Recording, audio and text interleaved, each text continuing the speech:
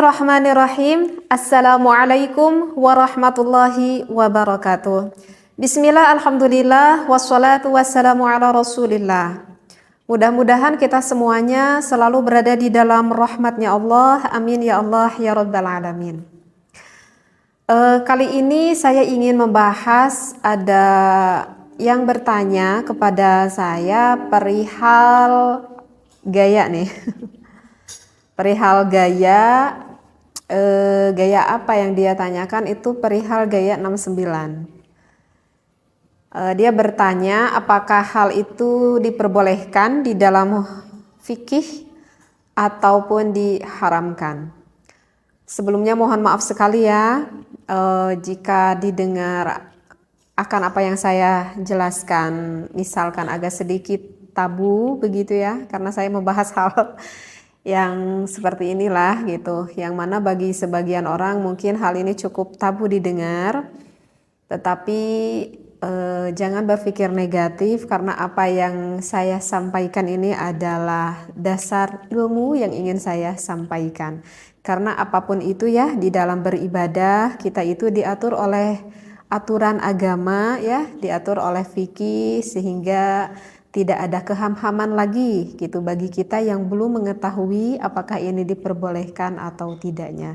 Jadi sekali lagi ya, jangan berpikir negatif akan apa yang saya sampaikan ini ya. Apalagi kan saya ini wanita gitu ya, seolah mungkin agak kurang pantas lah kalau wanita berbicara hal seperti ini. Nah, jadi ada yang bertanya sekali lagi kepada saya, apakah diperbolehkan di dalam Islam jika suami istri itu melakukan hubungan seksualitas dengan menggunakan gaya 69. Jika yang udah berumah tangga lama mungkin udah pada paham ya apa itu gaya 69. Tapi jika ada yang belum paham, misalkan ada yang belum paham gaya 69 itu gimana sih gitu. Misalkan yang baru nikah gitu yang belum paham. Jadi gaya 69 itu adalah posisi sang suaminya di bawah tuh biasanya bahwa suaminya di bawah dan posisi sang istrinya itu di atas. Tapi tidak seperti itu juga sih terkadang. Jadi intinya dari gaya 69 itu adalah apakah boleh sang suami itu maaf sampai menjilati ataupun menghisap klitoris sang istrinya, dan ketika melakukan hubungan itu sebaliknya sang istri pun maaf sekali ya dengan bahasa yang saya sampaikan sampai mengulum Mr. P suaminya. Nah, itu adalah yang dikatakan dengan gaya 69. Jadi saling mencium, saling menghisap, saling menjilat di area vitalnya lah istilahnya seperti itu. Nah, apakah itu diperbolehkan atau diharamkan? Saya di sini berbicara tentang ilmu fikih, bukan ilmu akhlaknya ya. Sekali lagi saya tekankan, saya di sini adalah menjawab dari ulama fikih, bukan menurut perihal ilmu akhlaknya seperti itu. Nah, kalau di dalam ilmu fikih itu banyak ya sebetulnya saya temui di dalam beberapa kitab seperti itu, yang mana jumhurul ulama itu mayoritasnya membolehkan seperti itu. Dalil Al-Qur'annya kenapa dibolehkan tertera ada di dalam surat Al-Baqarah ya, pada ayat 223. A'udzu billahi minasyaitonir rajim. Nisa'ukum harthul lakum fa'tu harthakum annasyi'tum. Wallahu a'lam bil muradi. Jadi kan di lafaz itu dikatakan nisa'ukum. Nah, gitu kan? Wanita ataupun istri kamu itu adalah harthul lakum, adalah sawah ladang bagimu. Artinya sawah ladang suami. Fa'tu, maka datangilah gitu ya. Harthakum, ladangmu itu annasyi'tum. Nah, di sana itu ada lafad annasyi'tum. Kalau kita lihat di tafsirnya, lafad annasyi'tum itu bermakna aimin ainasyi'tum. Jadi bermakna artinya aimin ainasyi'tum itu kita boleh melakukan di mana saja seperti itu. Artinya ya di tempat yang diinginkan oleh suami dan juga istri. Kemudian wa mata syi'tum, maknanya itu adalah wa mata syi'tum, kapan saja jika suami dan istri menghendaki boleh dilakukan.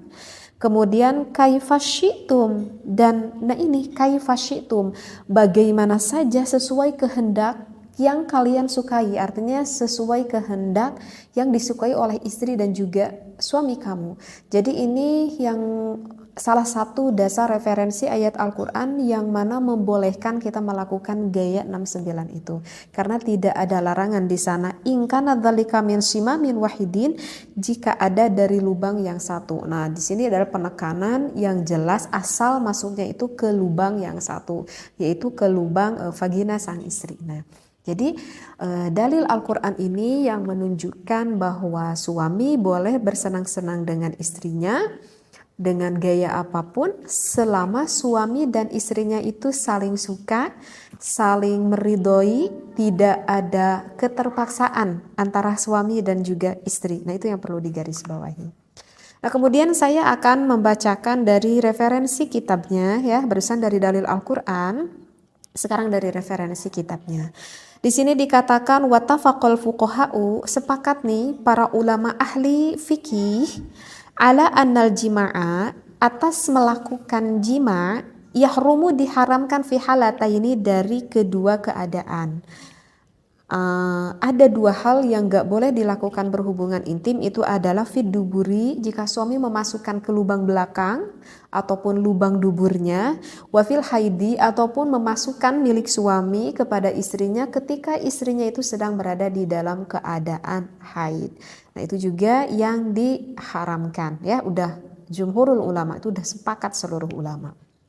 Wa amma masiwahuma, wa amma dan adapun sesuatu masiwahuma selain dari keadaan dua tadi, yaitu yang dubur dan juga haid, faqad ikhtalafu fihi, maka sesungguhnya itu berbeda pendapat ulama.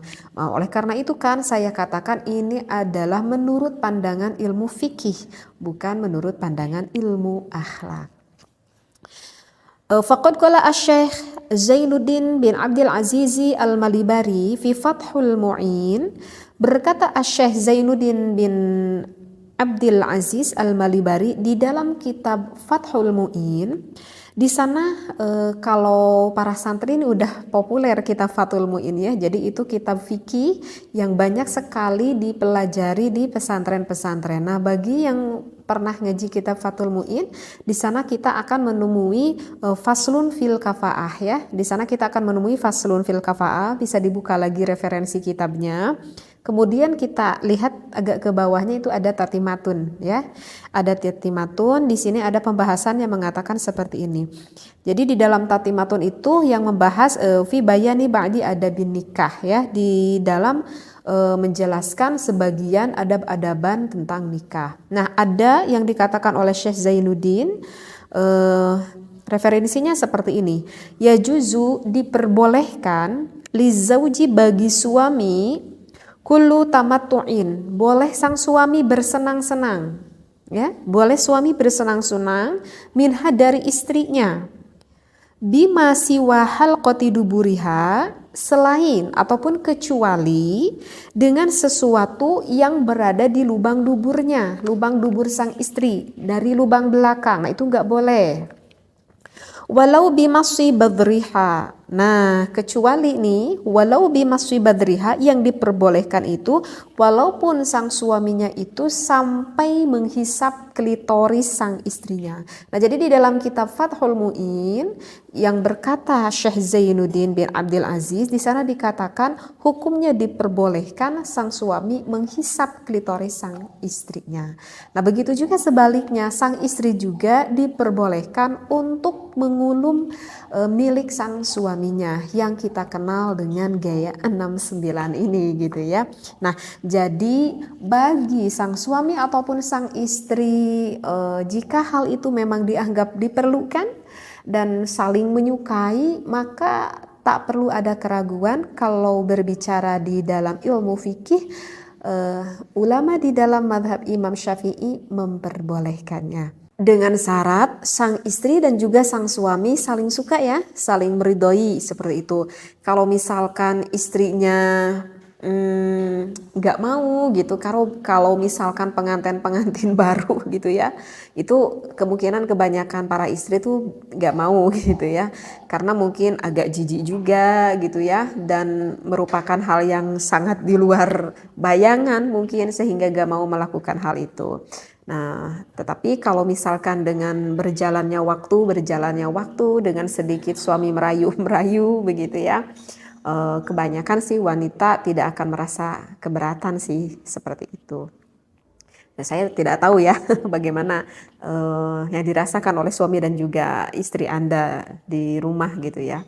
Cuman kebanyakan gitu kalau saya dengar-dengar gitu seperti itu. Eh, Cuman sih yang perlu diingat ya di dalam berbagai gaya gitu ya.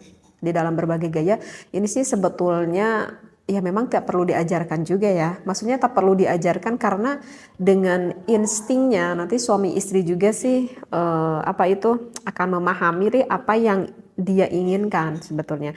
Jadi yang ingin saya titik beratkan di sini itu adalah bukan gayanya itu sih sebetulnya, tetapi hukumnya itu apakah diperbolehkan atau tidaknya. Jadi yang ingin saya sampaikan bukan gayanya, tetapi hukumnya. Nah, kalau bertanya hukumnya di dalam fikih ya diperbolehkan. Dan harus diingat ya, wahai para suami dan juga istri, di dalam melakukan berhubungan seksualitas itu merupakan ibadah ya, itu merupakan ibadah bahkan yang besar sekali pahalanya. Jangan dikira ini bukan ibadah, ini adalah suatu ibadah yang besar sekali pahalanya dan banyak sekali kemanfaatannya. Yang namanya ibadah pasti itu akan diawali dengan yang baik, akan diakhiri dengan yang baik, dan dilakukannya pun dengan yang baik pula. Kenapa saya berkata seperti ini? Udah saya terangkan barusan ya, bahwa untuk gaya-gaya hal seperti ini sebetulnya tidak perlu diajarkan gitu ya. Artinya yang baik ini adalah jangan sampai kita mengetahui akan posisi ini, gaya ini dari sesuatu yang diharamkan oleh Allah. Misalkan nih biar takut ada yang gak paham, misalkan pasangan suami istri mengetahui hal ini itu bukan dari instingnya ataupun bukan dari keinginan sang istrinya misalkan. Tetapi hal itu diketahui oleh suaminya itu misalkan, maaf ya, itu dikarenakan sang suaminya itu sebelumnya itu melihat dulu film porn gitu ya. Paham ya maksudnya film porn. Jadi kalau misalkan sang suami mengetahui ini dari film porn, berarti kan yang dia ketahuinya itu bukan dari hal yang positif. Artinya yang dia ketahui itu dari hal yang negatif. Maka itu tidak akan menjadikan sebuah ilmu. Dan apakah akan mendapatkan efek negatifnya? Iya, akan mendapatkan efek negatifnya. Karena terkadang ada yang bertanya juga kepada saya itu seperti ini, apakah boleh nih bagi suami istri karena agar menambah ilmu, dia berniatnya baik nih, ingin menambah ilmu, bagaimana sih gaya-gaya gitu ya, ataupun dia ingin mendapatkan gairah seksualitas dari sang suami dan sang istrinya, tapi aku lihatnya sama istri kok bareng-bareng gitu kayak kata suaminya. Apakah itu diperbolehkan atau tidak? Maka jawabannya itu adalah tidak diperbolehkan walaupun sang suami dan juga sang istri melihatnya bareng-bareng, walaupun punya niat, perasaannya niatnya itu adalah baik karena ingin membangkitkan gairah syahwatnya, ataupun bertujuannya baik menurut dirinya karena ingin menambahkan ilmu menurut pemikirannya, tetapi itu adalah apa yang dia pikirkan itu adalah mencari dari hal yang diharamkan. Maka sesuatu yang dicari dari hal yang diharamkan oleh Allah, maka hasilnya pun nanti tidak akan baik.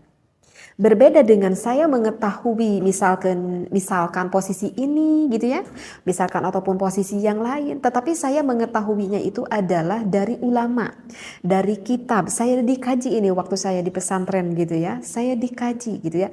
Nah itu berbeda lagi, itu memang pure dari ilmu, bahkan itu akan mendapatkan keberkahan seperti itu ya. Jadi yang saya maksudkan memang hal seperti ini nanti dengan sendirinya para suami istri itu akan memahami dan mengetahui. Hanya saja yang harus kita ketahui adalah hukumnya itu, apakah hukum yang kita lakukan ini betul atau tidak, agar kita tidak terjerumus akan sesuatu yang diharamkan oleh Allah. Nah, kalau misalkan kita gak boleh lihat dulu film foreign, itu alasannya kenapa gitu ya. Karena kalau saya nerangkan sekarang nanti panjang lagi ya pembahasannya. Insya Allah nanti akan saya khusus membahas tentang hal itu ya.